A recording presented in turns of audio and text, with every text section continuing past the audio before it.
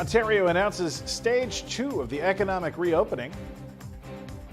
More local businesses prepare to serve customers once again.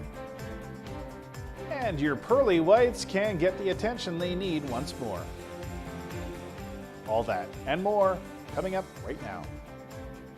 Welcome to Cogeco News for June the 8th. I'm James Bowler with what's happening in your community. And to our top story in Muskoka, a woman in her 70s is the latest to have contracted the COVID-19 virus. The details come from the Simcoe Muskoka District Health Unit, which released updated COVID numbers earlier today, the first since Friday. According to reports, the woman contracted the virus from within the community, but there's no word on her condition at this point. This is the first new reported infection in just over a week. And as we continue to deal with the new infections in Muskoka, the province is looking at reopening more businesses outside the GTA as stage 2 of the economic reopening is officially being announced.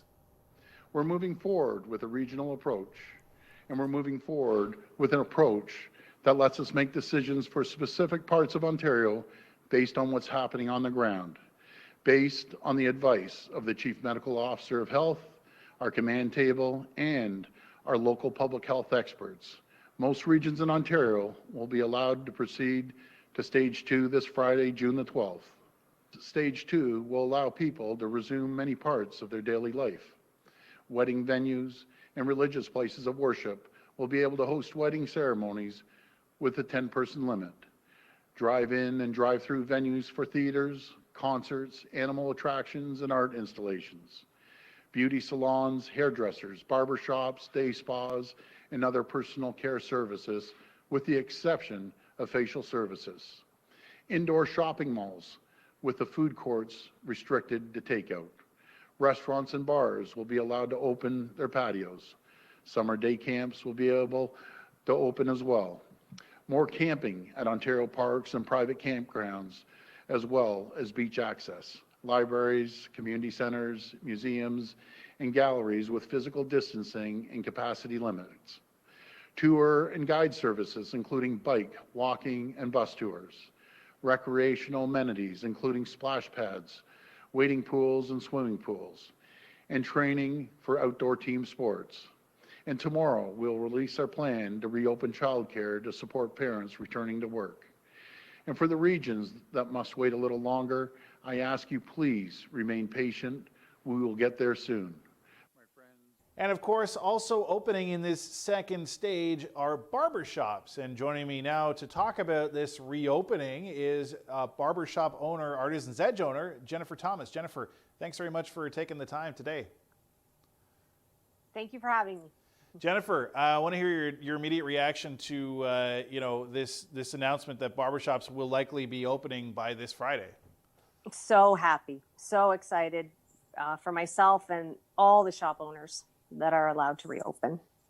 So what would your plan look like right now? I know we were talking a bit about, and you're not the only one, there's a lot of businesses that aren't really feeling super prepared to open in the time frame that the Ford government has given here. So what would it look like to have the Artisans Edge reopening again?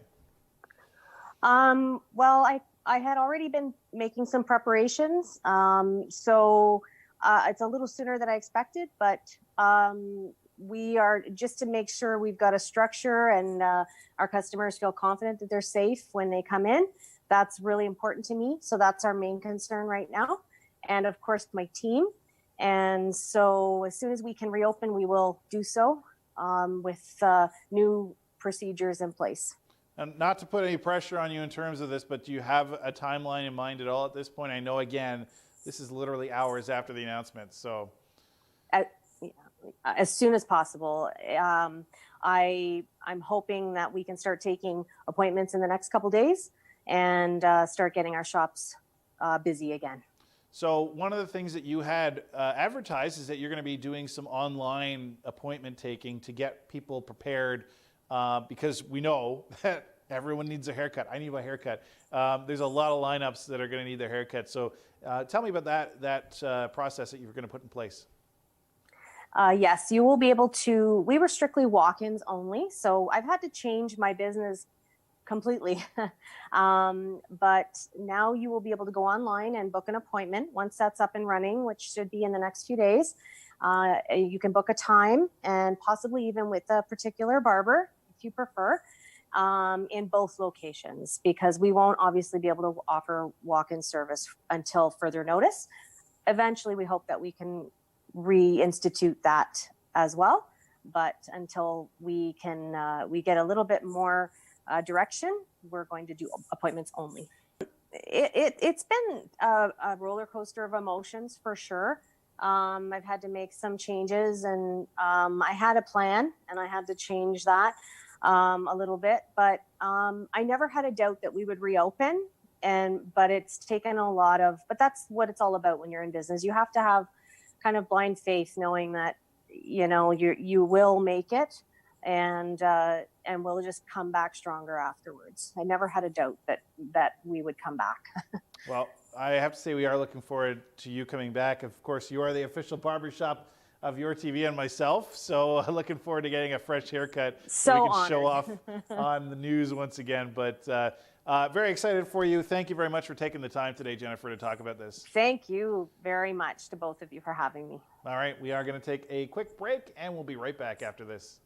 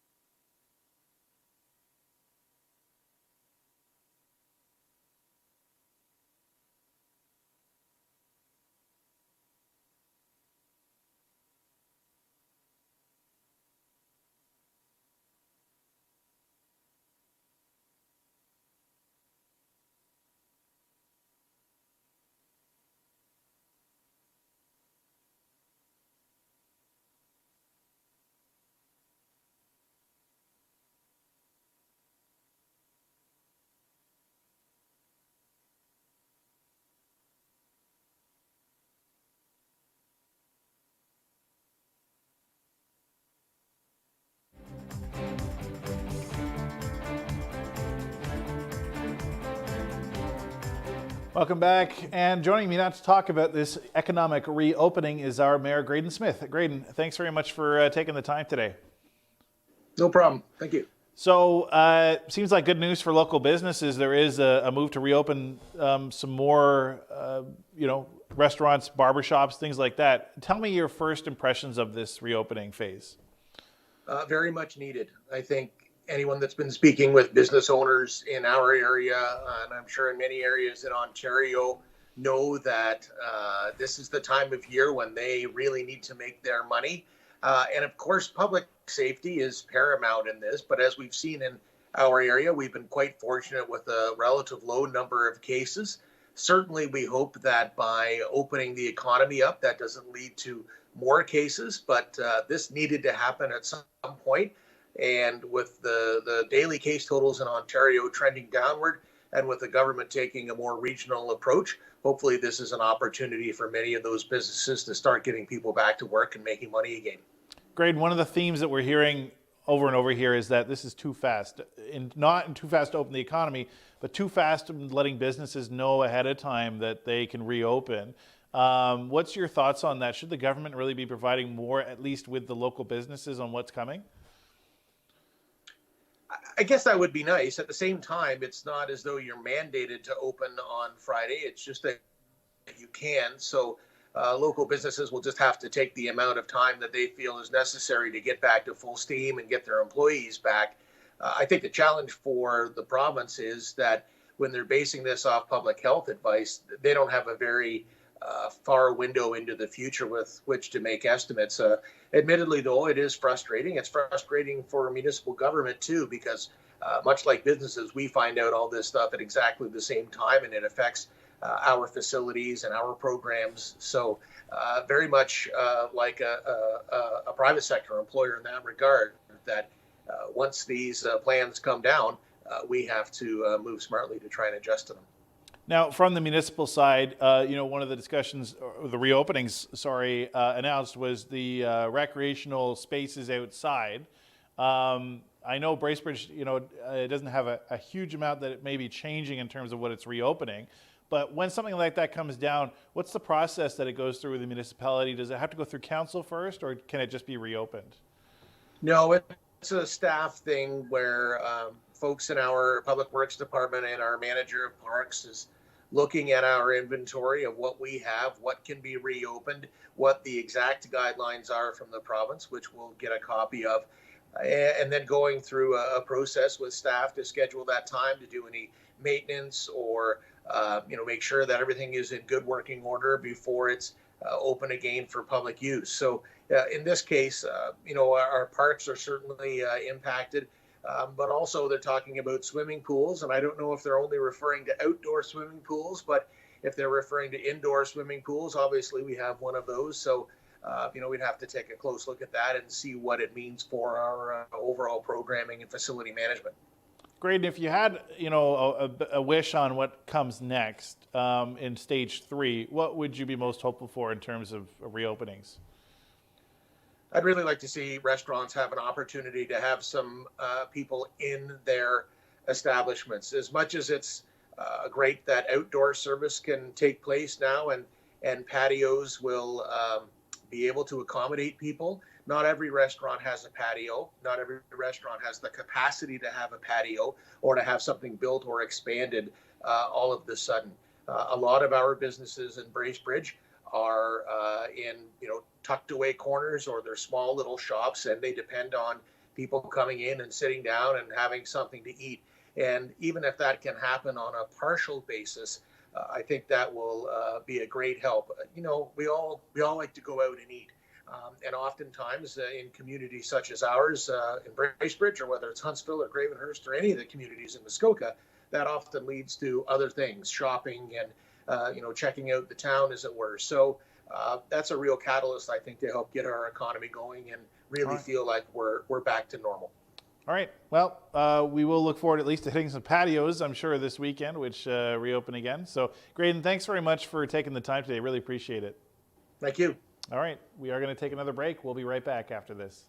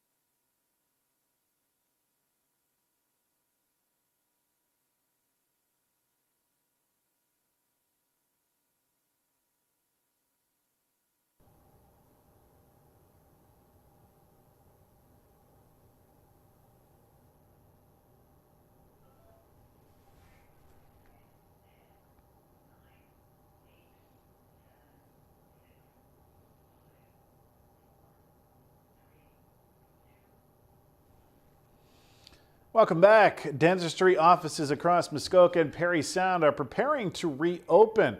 But what does that look like? And how long will you have to wait for your appointment? We stopped at one of the Huntsville's offices to get an idea of just that.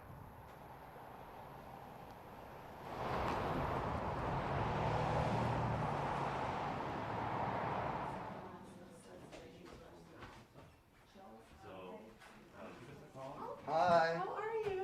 I'm good. I'm How are going to you? So the guidelines are basically putting the emphasis on the pre-screening of the patients. There's a set of questions that the staff or the dentist will ask the patient over the phone, and if patient is screened negative, which means that risk is really low, as soon as they walk into the office, there's really not a lot of differences. They will expect a plexiglass. They will notice that in reception rooms, there's probably the chairs are spaced out. There's less of coffee stations, toys for kids, and all that stuff. But when they get into the operatories, the procedures are pretty much the same. The hygienists are back. So under certain guidelines, we are offering the same number and the same types of procedures. And then the main difference are the administrative side of it. When they're leaving the office, most of the paperwork was done ahead of time, so they just limit the number of exposures of people to each other. That's basically the main thing. And if someone screens positive, which means that there have been a little bit more high risk in having COVID, we still can see them. There are still offices that are able to see them for emergency and urgent care, but it is recommended that those patients who screen positive not be seen for routine dental work. But in the meantime, if your issue or the patient's issue is urgent and it's pain and emergency, there are still offices that are able to see them under the older guidelines, which is the door closed and waiting and all that stuff. There's a backlog, absolutely. What we are doing is that we're calling back some of those appointments I've already booked and pushed aside, and then we're taking new appointments as well. The next challenge that we have is recalling of all our staff, as we know that there's still emergency measures happening in Ontario, which limits the availability and ability of everybody to come back. So there's definitely a backlog, but at the same time, there are some procedures that could be pushed aside, and patients are willing to wait a little bit longer until we figure this new norm.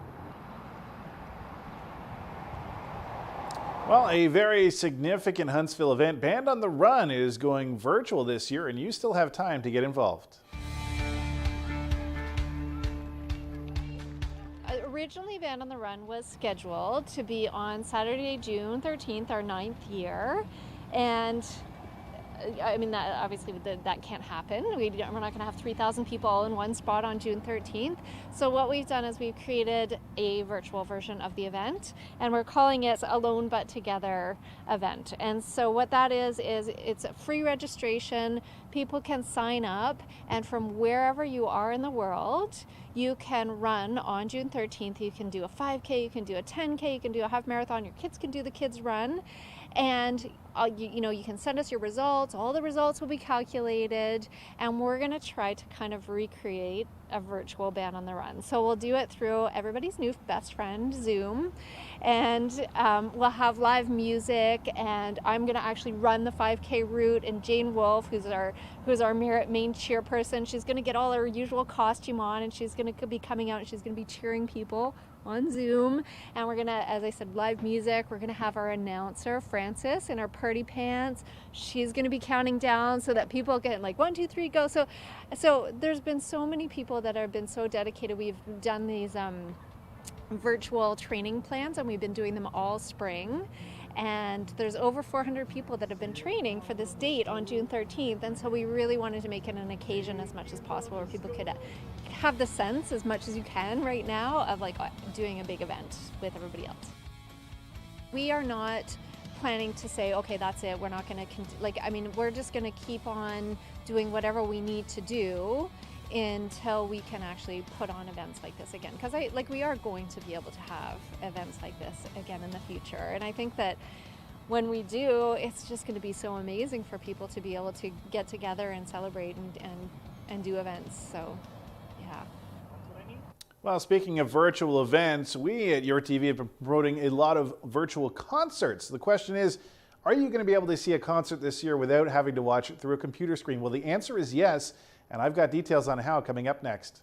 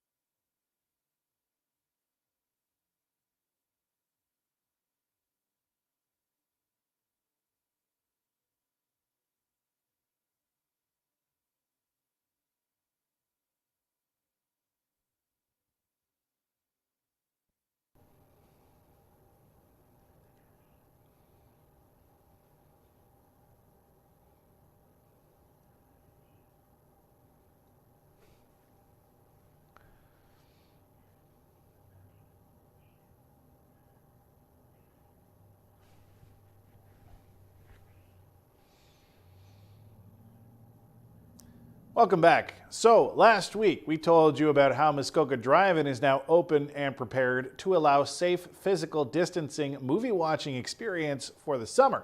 But a local concert venue owner is partnering with the drive-in to offer more than just movies.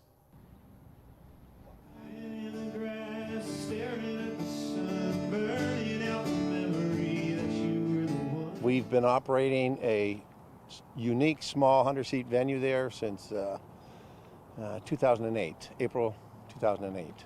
And we bring in high-profile shows and have a real intimate evening. We're licensed. We have an outside patio. We typically do 2 sets, so we have an intermission. And every show is like a backstage pass, literally. And so now with the COVID, we are refocusing, trying to figure out what we're going to do. And we realized that an opportunity lay right in town here at the Muskoka Drive-In, where we could just come here, double space our cars, people can park, put chairs beside their car, and sit and watch a concert. So what we're trying to do is, of course, we're trying to work with his schedule as well. Him being also very reliant on, his seasonal, high season business, which we are too. He needs the evenings for the drive-ins, and so we decided we would do our concerts later in the afternoon, maybe when it's not so hot, but also gives time for everybody to kind of either clear out, or maybe they want to stay and catch a movie afterwards. So it works really well. We have all professional staging and lighting and sound equipment coming in, and so it can be packed up and left here overnight if we have another event the next day, or it can be taken away and brought back for the per event basis. So we have on board a show that was scheduled at Peter's Players called Pearl Jamming, and that was July 18. And so what we want to do is secure that show here and then add to that show another tribute show called Elevation, a U2 tribute. So that's scheduled for July 18. We may have something before, but certainly we'll have stuff after that.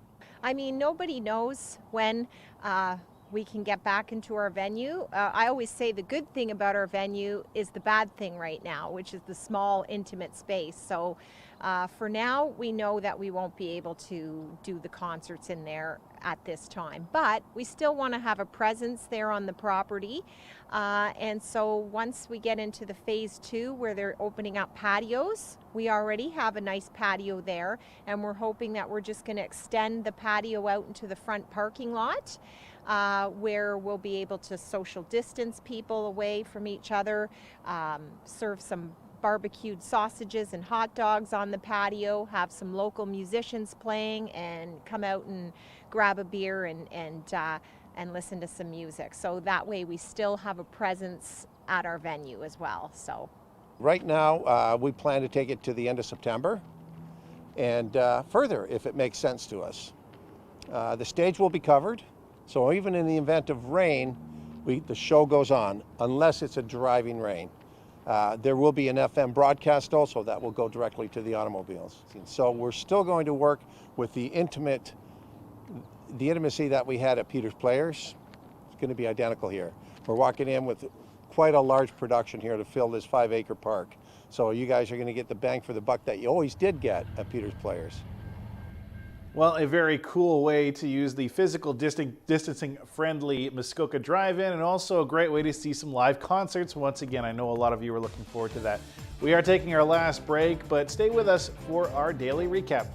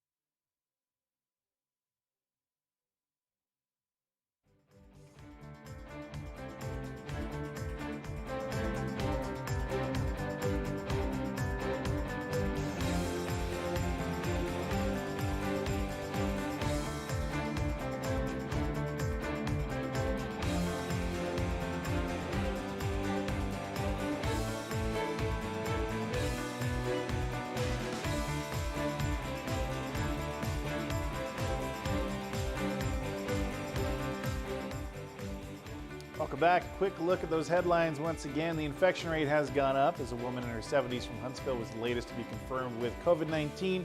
And meanwhile, local businesses are scrambling to reopen as Doug Ford has announced stage 2 of Ontario's economic reopening plan. You can catch all the updates here on YourTV live at 5 or on our website, yourtv.tv. And that is Cogeco News.